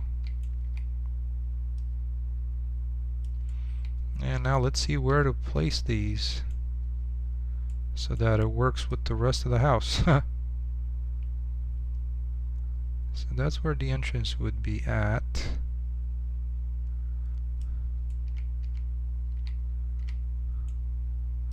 Let's see if we delete some of these pieces. So that plus this plus that.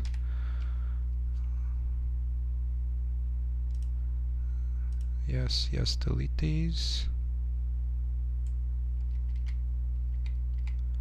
And it looks like these might just fit in there pretty good. So I'm going to try and place the wall sections first. And I should have used a grid. I'm so silly. To place those along. But they work pretty well. It's going to be a little bit of just eyeballing it at this point as far as making sure they don't overlap too badly. Let's see where this piece ends. So this one is on the X.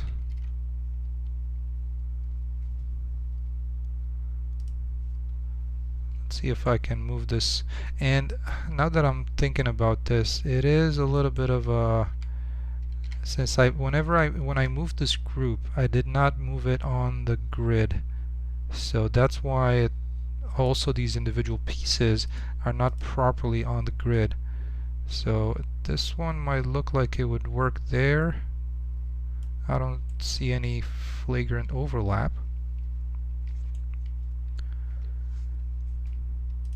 So let's try and also move these into place, kind of the same way.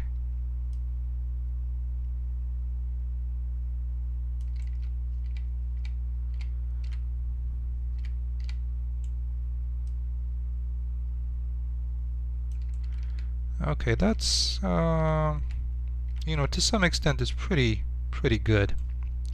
So Andre, the main hero will be able to go into some of the houses that are related to the story. Yeah, he will be able to go into them.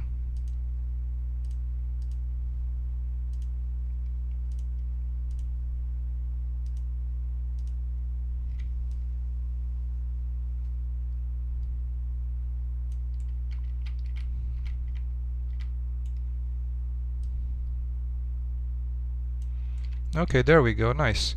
And let's actually also add a little bit of a patio back here using one of these blocks.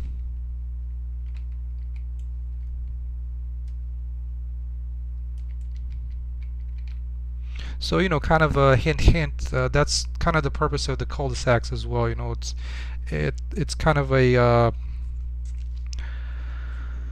how should I put this?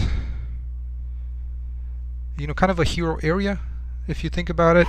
The way I look at it, you know, like it'd be a point of interest, you know, this house here, you know, versus you know, this house here that is just on the road. So that's one of the reasons behind me using these cul-de-sacs as well.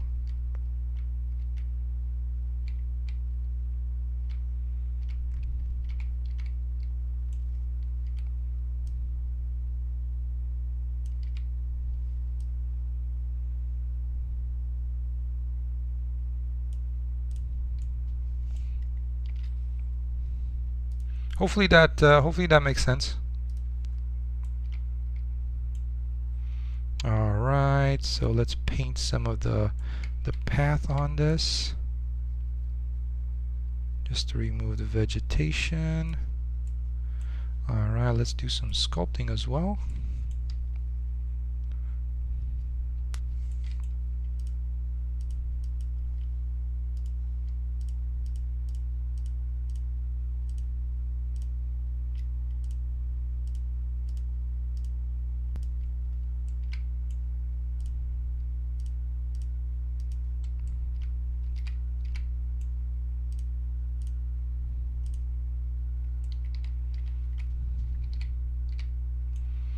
There we go, and a little bit of foliage removal for that big rock there.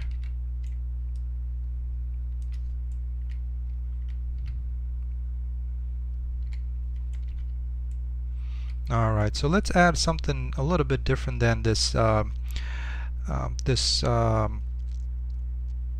know, concrete surface. Maybe let's try and find something through bridge.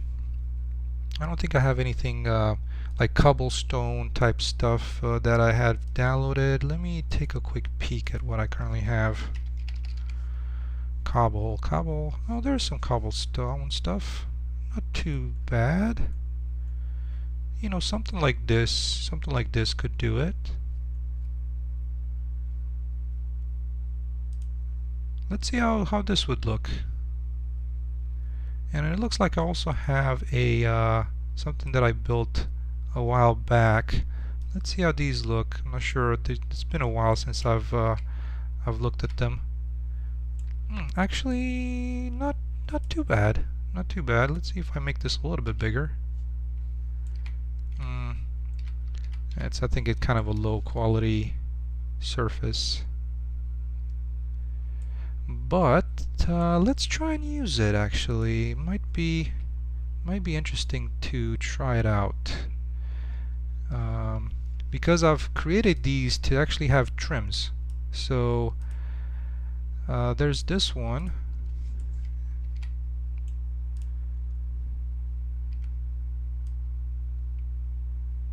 So right coming off of the stairs, there could be, you know, something like this.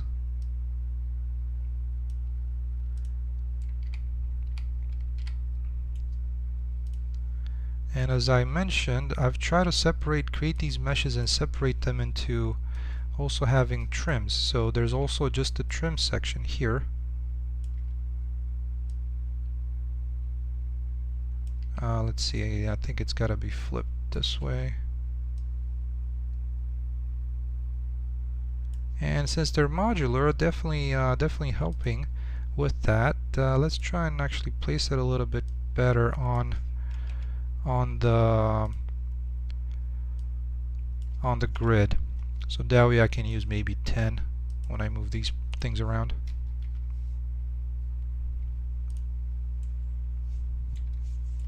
So this would be kind of the main, one of the centerpieces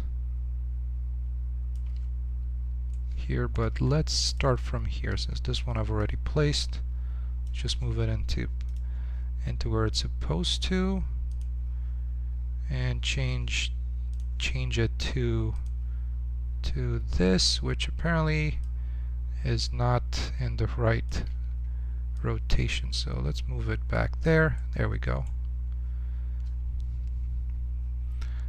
And I'm gonna try and create the layout first. So kind of a couple of these around here.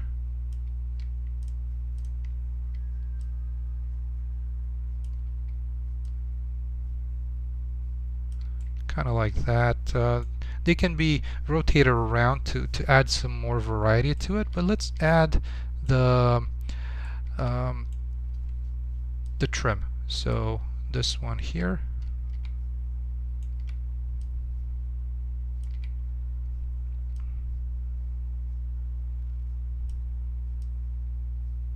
I'm going to try and make it fit in best as I can.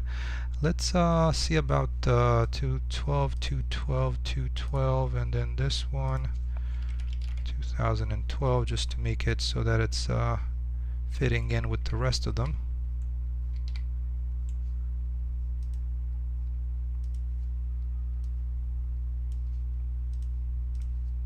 Oh, come on. Get in there. There it goes.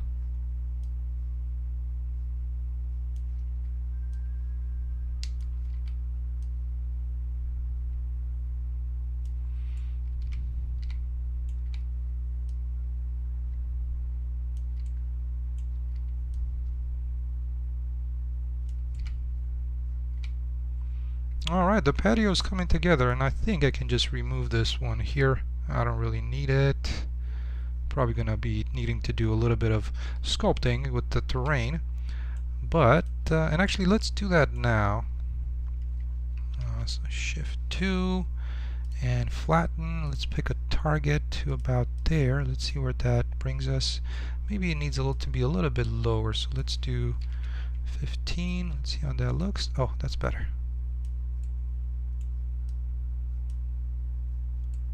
And I think it actually can go lower. 13.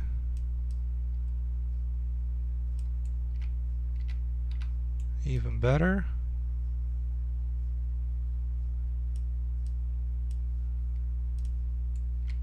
There we go. So the patio is coming together, I think. Let's try and continue placing some of these trim pieces. I actually haven't checked to see if Quixel has anything like this in its library. Potentially.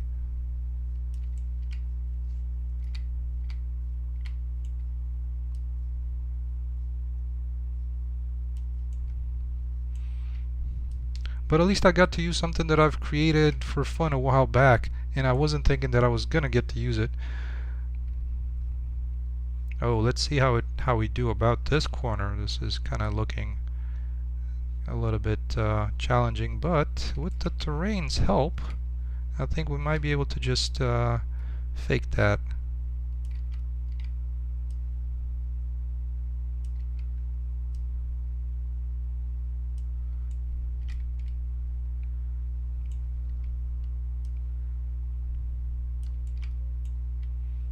Alright, so that's nice to have this kind of trim around the edges.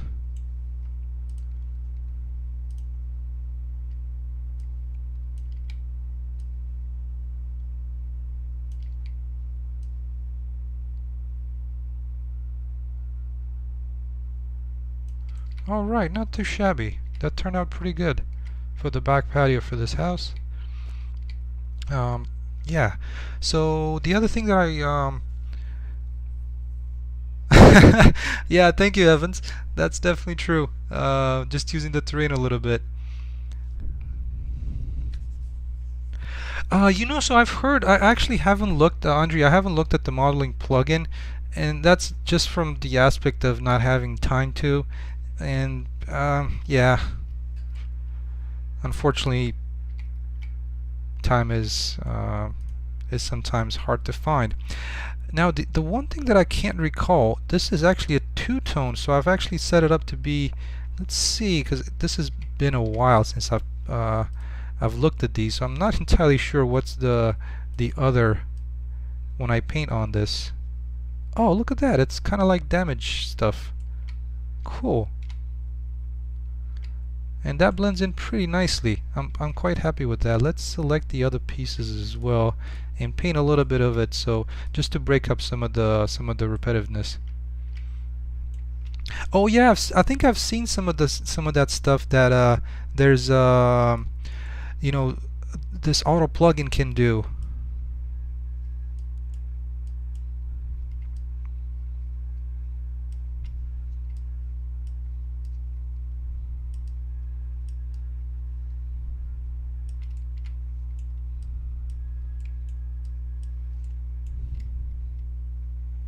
And I'm not entirely sure if this one has anything to it. I guess it does have a little bit of this this edge.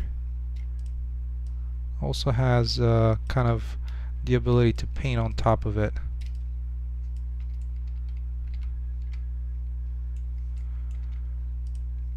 Alright, and the other thing that I could do is also try and adjust the rotation for these pieces to kind of add even more variety. But in this one I think I can bring it to 10 to set it up a little bit better. There we go. It's kind of like what's that game where you move the squares around? You know, or you got like one open square and you have to like fit the other ones in a pattern. Just like that. There it is.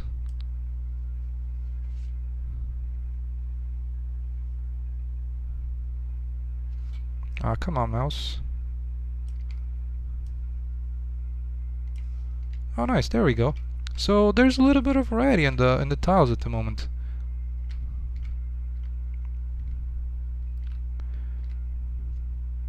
I'd like to live there.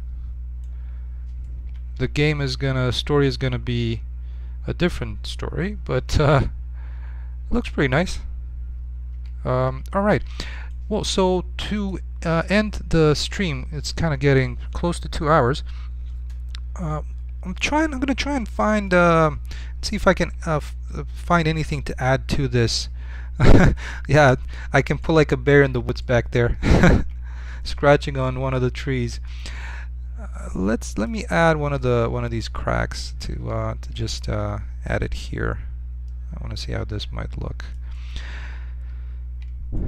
So I was hoping to have like a little bit of patio furniture, but I don't think that's kind of the case at this time. I know I had some furniture, but oh yeah, no, that's a perfect idea. Perfect idea. The grill.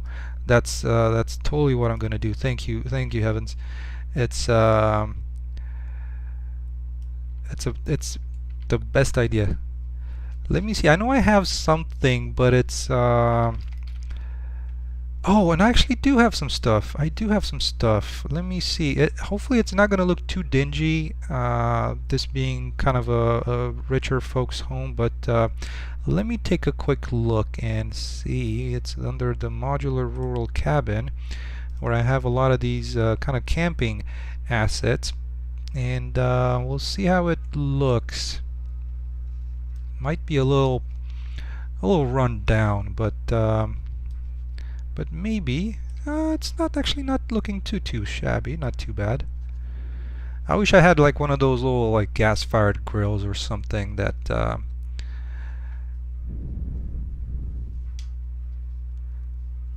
and with that what we could have is some something like this.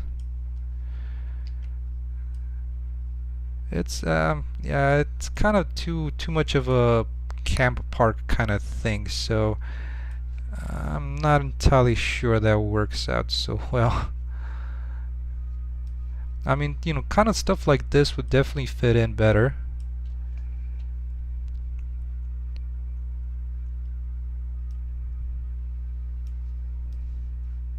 So, you know, I can see like a little table like that being there.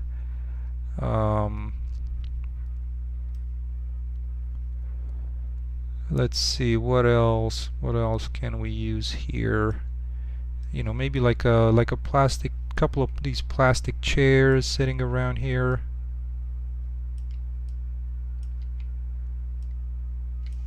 You know, something like that. Yeah, charcoal, nice. The charcoal grill, that's cool. Let's try and twist them around a little bit. Yeah, so I'm guessing it's not it's not too bad. This could work. This could work. Maybe like just to fill it in a little bit. Got a small like log pile down here. I wish I had like a fire pit. Like a fire pit would go well here in the middle, I would think. You know. But I don't think I have anything like that as a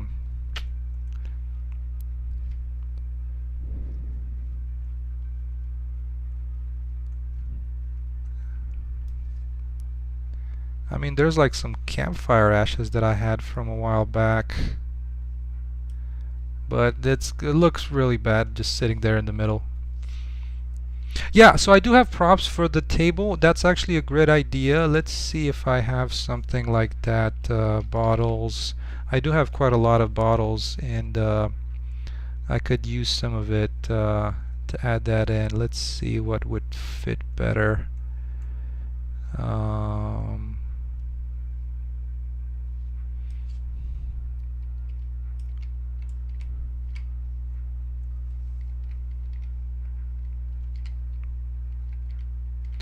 Oh, that's a great idea on the campfire. Thank you.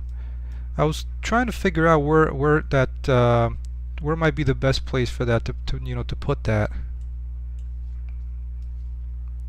So let's add some bottles around here.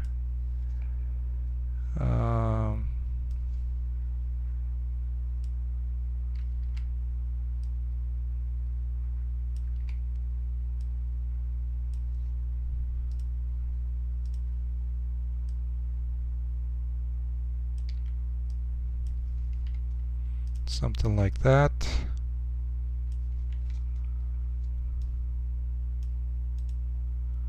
Let's see about that campfire and bring it in just kind of towards the side here.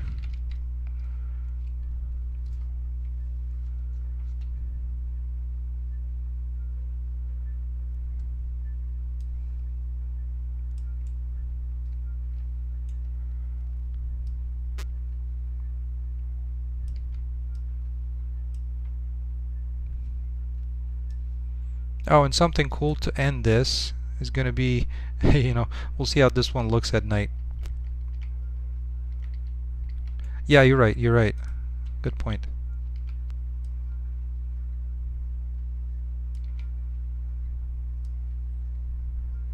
I can just try and kind of keep him somewhere around here.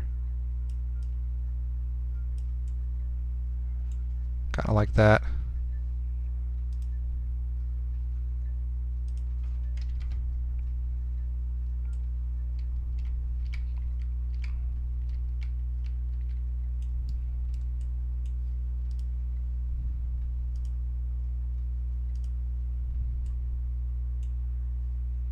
And let me adjust this. Oh yeah. The sound is I actually have like just some crickets and stuff at night. Let me do this.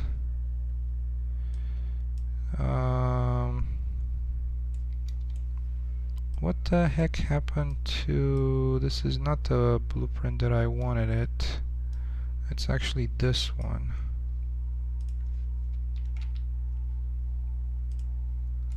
Or there's also some light going on.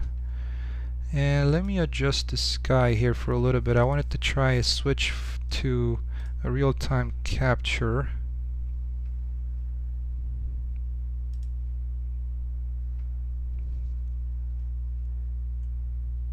For the daylight.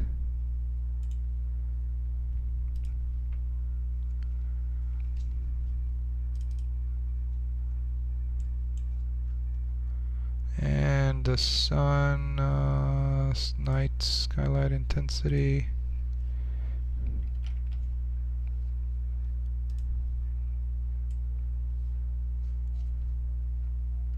Oh, there we go. It's kind of funny sometimes. I have to if I adjust the night skylight or like the skylight intensity, I have to kind of turn around for the for the lighting to catch up. I'm not sure why.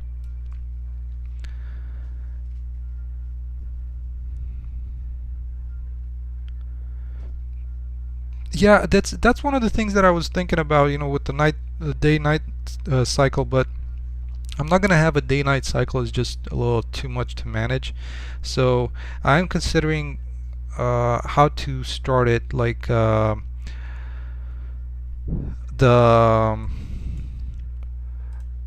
the game itself, whether to switch between different times of day depending on whether the player takes a rest or not. Because you can use beds in the game. So whether you do that, I'm thinking if I want to switch between the different times of day, but yeah, I'm debating whether to do that or not. So this one could have the point light have a little bit of a bigger radius.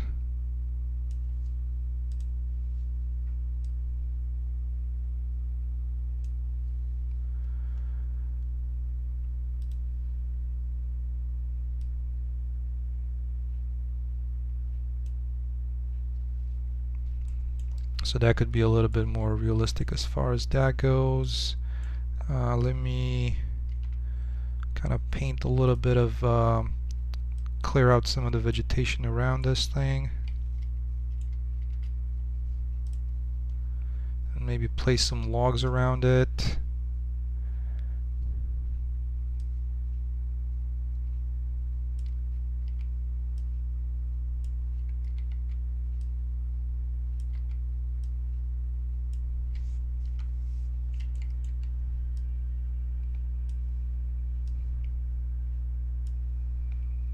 You know, something like that.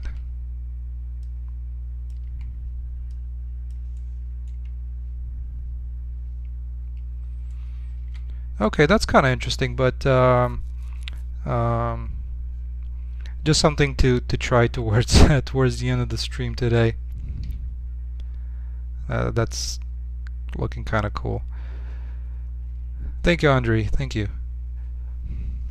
What would be really cool would be setting the fire to start. Yeah, okay, so I will look at that. If you have half-cut wooden logs, you can create log benches from them. That's an interesting idea. Yeah, I do have some assets for that, so maybe I'll see how easy that would be to make. I'll take a look at that. Okay, well, so that ends the. You know, let's see if I do switch to daylight.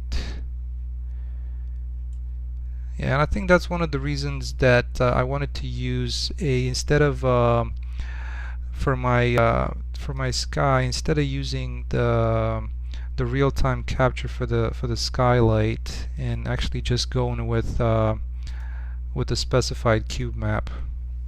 You know, because it I think it somewhat looks a little bit better, but I'm still debating on whether to end up using that. So yeah, the main thing started off with creating one of these cul-de-sac type of things here, and of course, you know, adding a couple of cars around here will fill in the scene a little bit, and you know, cleaning up the areas around the houses will also work, just kind of like I did for this one.